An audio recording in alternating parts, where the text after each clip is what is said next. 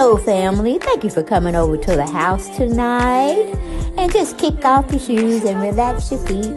Party on down to the SK beat. We're kicking, just kicking, just kicking. Okay, you don't come to another episode where we're going to be asking the question of, why you telling my business? Don't be telling my business. Why not? Because a can and a can, a can, and a wheel. Now we're off to...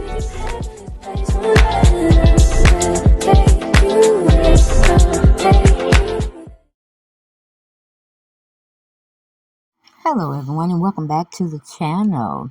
And we're going to be diving into some really sad news and trying to make a discussion out of it. So fair use is being used for purposes such as criticism, comment, news reporting, teaching, scholarship, education, and research.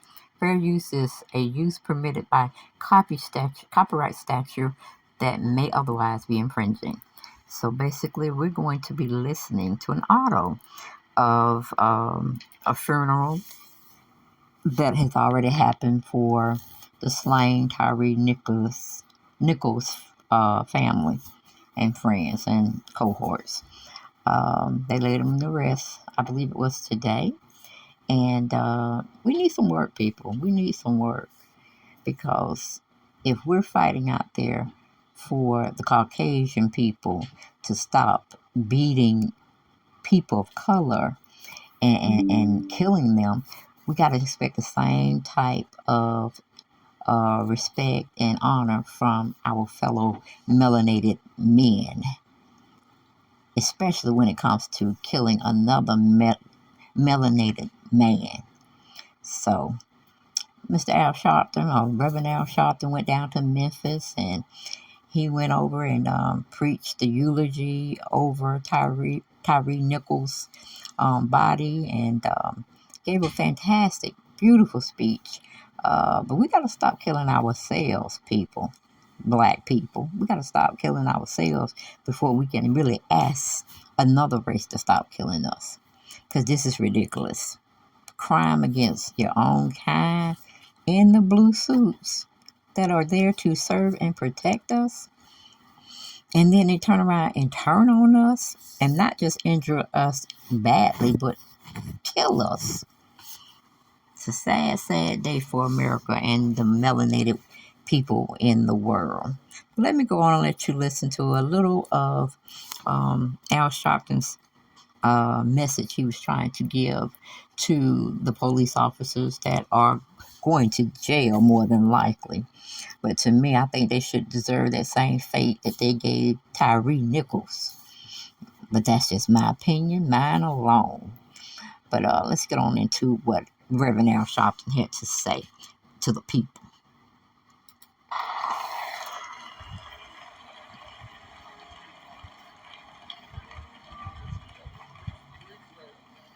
Vice President Kamala Harris. Well, we're going to... Wait a minute. Okay, we straight. Because I sure didn't want to hear Camilla speak.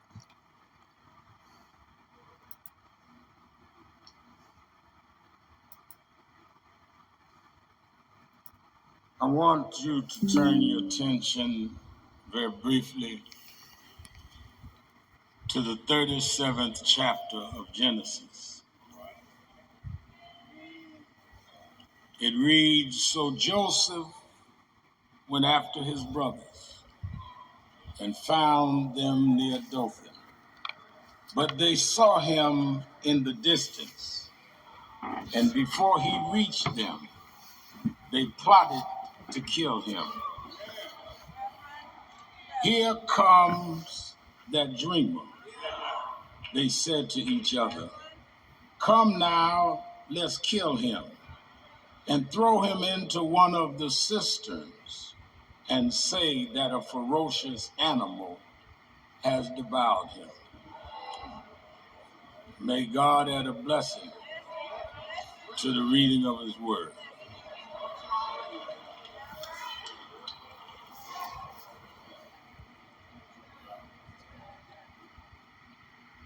Early this morning before dawn, I did what I often do when I come to Memphis.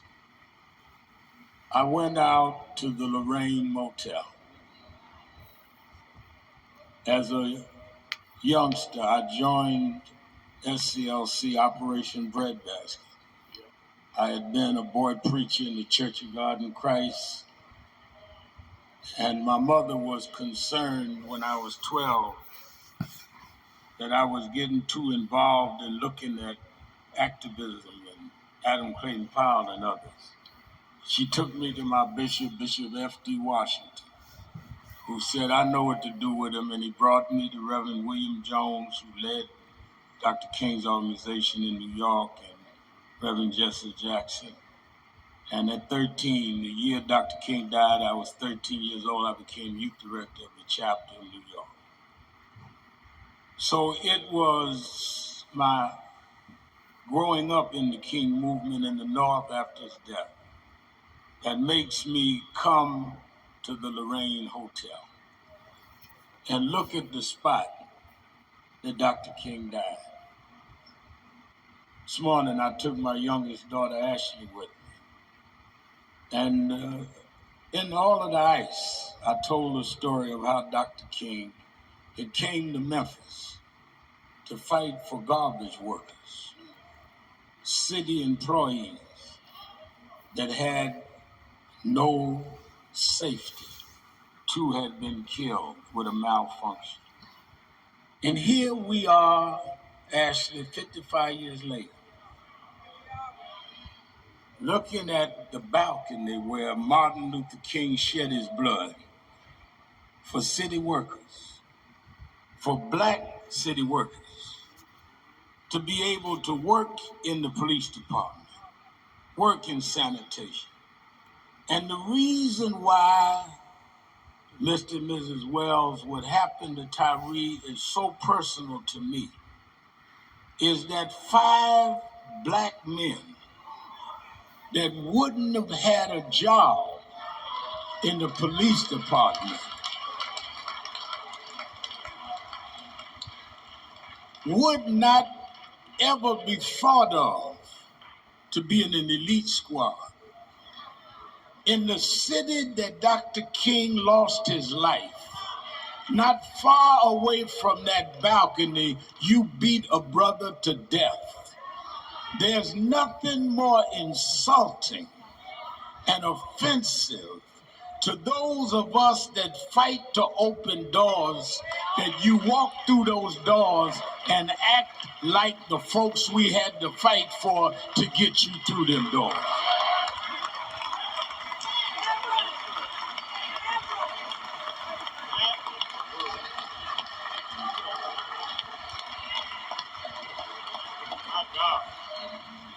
You didn't get on the police department by yourself. The police chief didn't get there by herself. People had to march and go to jail, and some lost their lives to open the doors for you. And how dare you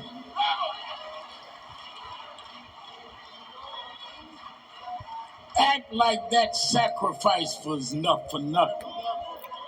You ain't in no New England state, you in Tennessee, where we had to fight for you. And you take that position and do what we saw, and then some of y'all got all this mess on social media. Let me tell you something.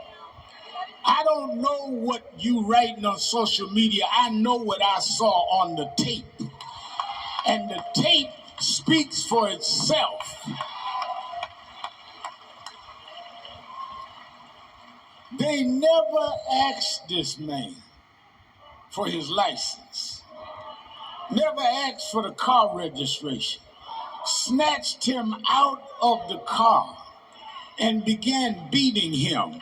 Nobody mentioned nothing about no girlfriend. Nobody mentioned nothing about no man. They started beating an unarmed man.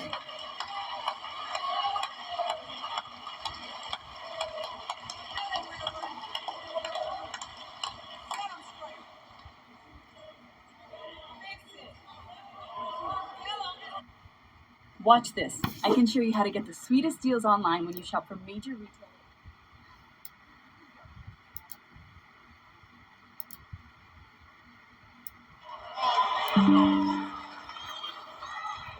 In the city that they slayed the dreamer,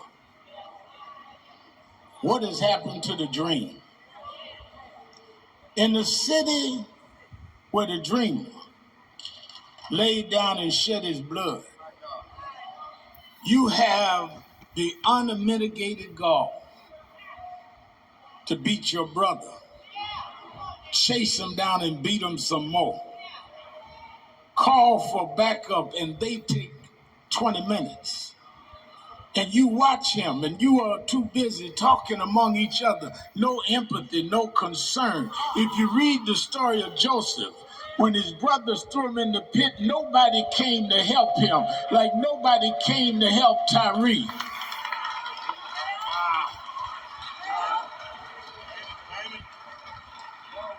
Waiting on ambulance service that didn't show up until it's too late. What will happen to his dream? Well, we'll just tell them something else happened, but we are going to throw them in a pit. But I come to Memphis today to tell you the same mistake Joseph's brothers made is a mistake you made. You thought you threw Joseph in a pit.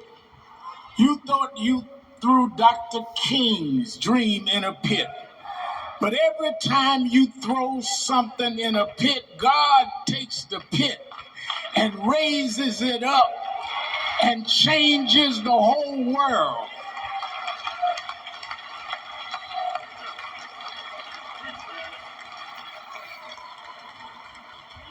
Let me be clear. We understand that there are concerns about public safety.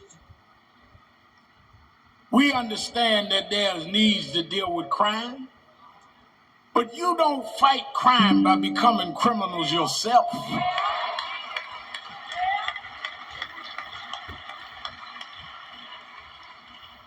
You don't stand up to thugs in the street becoming thugs yourself. You don't fight gangs by becoming 5 armed men against an unarmed man. That ain't the police, that's punks.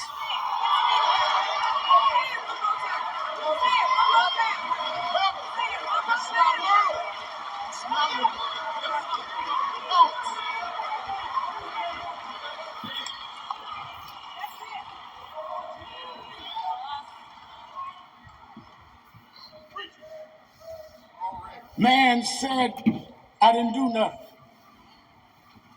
You kept on going anyhow. Why do they go ahead? Because they feel that there is no accountability. They feel that we are going to get angry a day or two and then we're going on to something else. But some of us do this every day.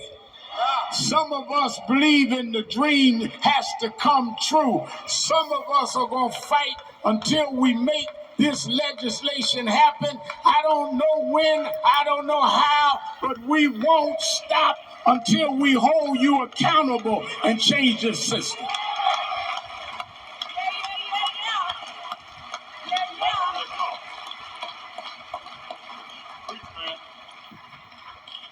Why do we want to see the George Floyd Justice in Policing Act passed? Because then you'll have to think twice before you beat Tyre Nichols. You think twice before you shoot at someone unarmed. You think twice before you chokehold Eric Garner. You think twice before you put your knee on Eric Garner's, on George Floyd's neck. Because if you don't have qualified immunity, your wife would be telling you before you leave home, behave yourself. Because we could lose the house. We could lose the car. Behave yourself. because our savings can be gone. You want to be a tough guy? Well, let's get rid of qualified immunity and see if you learn the same manners you have on the white side of town. You'll have some manners on the black side of town.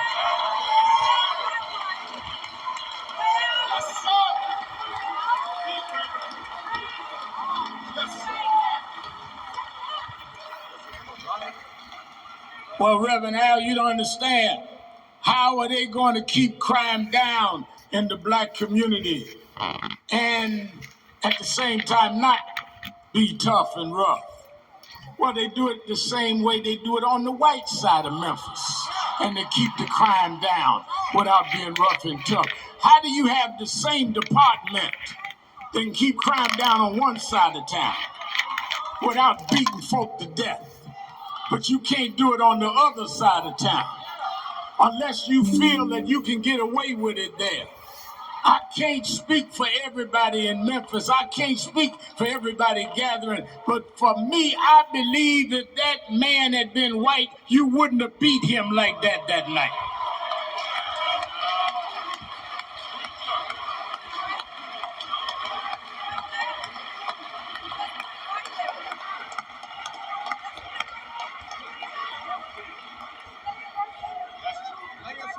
We're not asking for nothing special. We're asking to be treated equal. Do you love Gantt charts? Here's how easily you can build one in quick.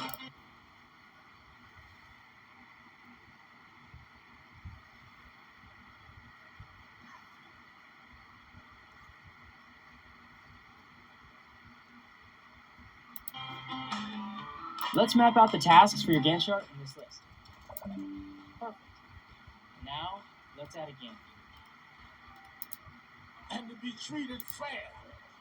And just like they marched and boycotted and went to jail for 9 years from the 55 Montgomery bus boycott to the 64 Civil Rights Act, we're going to pay the same dues to get this George Floyd Justice and Policing Act.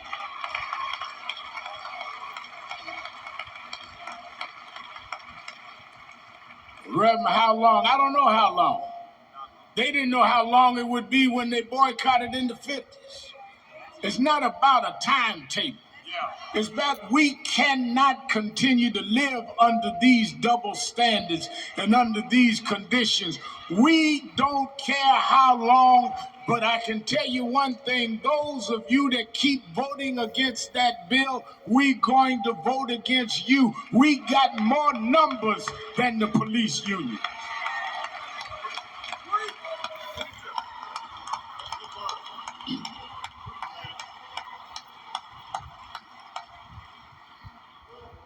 I believe that God will do for us what we'll do for ourselves. And even in the pit, Joseph never lost his faith. Joseph could have gave up. Joseph could have gave out, but in the pit, he still believed in the God of his. And even as I stand over the casket of this innocent young boy, this young man, 39 years old, with a 4-year-old son that his mother and father and his siblings have to raise, I believe that God will take him, Tyre, out of that pit and use him as a symbol for justice all over this country. I believe that babies unborn will know about Tyre's Nichols because we won't let his memory die. We're going to change this country because we refuse to keep living under the threat of the cops and the robbers.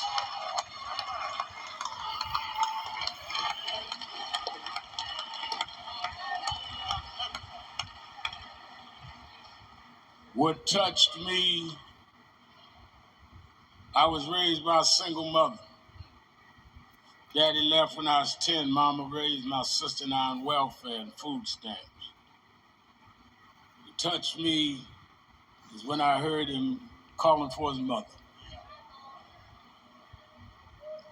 Just like George Floyd is calling for his mother. something you'd have to be a black man, that the only thing between you and disaster was your mother. To understand what calling for your mother means. Somewhere deep in my heart, I understood Tyre. Because the only thing that kept the kids from laughing at my banana sandwiches in school, because she couldn't afford enough to put meat there, but mama would make it all right for me. And he knew if he could just get mother, that they would quit beating him and quit stomping on him. All he wanted to do was get home. Now, home, Reverend Jamal Bryant, home is not just a place. Home is not just a physical location. Home is where you are at peace. Home is where you don't have to keep your dukes up. Home is where you're not vulnerable. Home is where everything is all right. He said, all I want to do is get home. I come to Memphis to say the reason I keep going is all I'm trying to do is get home. I want to get where they can't treat me with a double standard. I'm trying to get home. I want to get where they can't call me names no more. I want to get home. I want to get where they can't shoot and ask questions later. I'm trying to get home. Every black in America stands up every day trying to get home.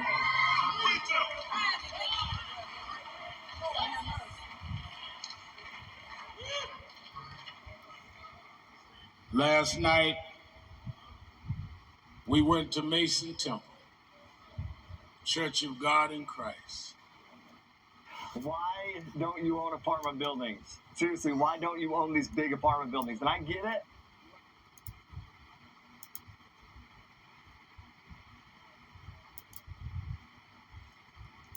Brother stood there where Martin Luther King gave his last speech.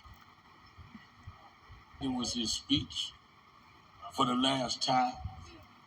I was told by those that worked with King that raised me, and I recounted it with Mrs. King. I worked very closely with Martin III. We going back to Washington August 26th. During his father's March 60th anniversary, we're going to deal with Tyre and the rest of these issues. And they were told me that that day, April 3rd, 1968, it was raining and storming. Dr. King said he didn't even feel like going to the rally. He had come to Memphis a week before to lead a march for the sanitation workers. And some provocateurs got at the end of the march. You know, there's still some around now that's blacker than anybody else, that's more active than anybody else, that's more street than anybody else. They started a riot at the end of the march. And the press said, oh, Dr. King's day is over. Nonviolence is dead. So he came back to prove that he could march. If it wasn't for so-called militants, Dr. King would have never faced what he faced. That's why all of these people talking bad that you and I don't know, don't have no background on, be careful of who jumps in movements. Because they set serious folk up. Dr. King came back and that day was raining, and he said to Dr. Ralph Abernathy, Ralph, you go speak. I don't feel like going tonight. And they went on to the church, and when they got there, the church was full in a storm. Dr. Abernathy went into the payphone, and he called back to the Lorraine Motel, a black-owned motel, who told him to put his call through to room 306. Dr. King picked up the phone. He said, Martin, you need to come. There are thousands here. They didn't come to see me. Dr. King got in the car by himself and rode over to Mason Temple, and he started speaking that night, and something came over him. He said that I don't fear any man. He said, God has allowed me to go to the mountaintop, and I've seen the promised land. And that's the last speech he gave right here in Memphis when he went to the mountaintop. I believe when he looked over, he could see a Barack Obama become president. I believe when he went to the mountaintop, he could look over and see a Kamala Harris sitting as vice president. I believe when he looked over from the mountaintop,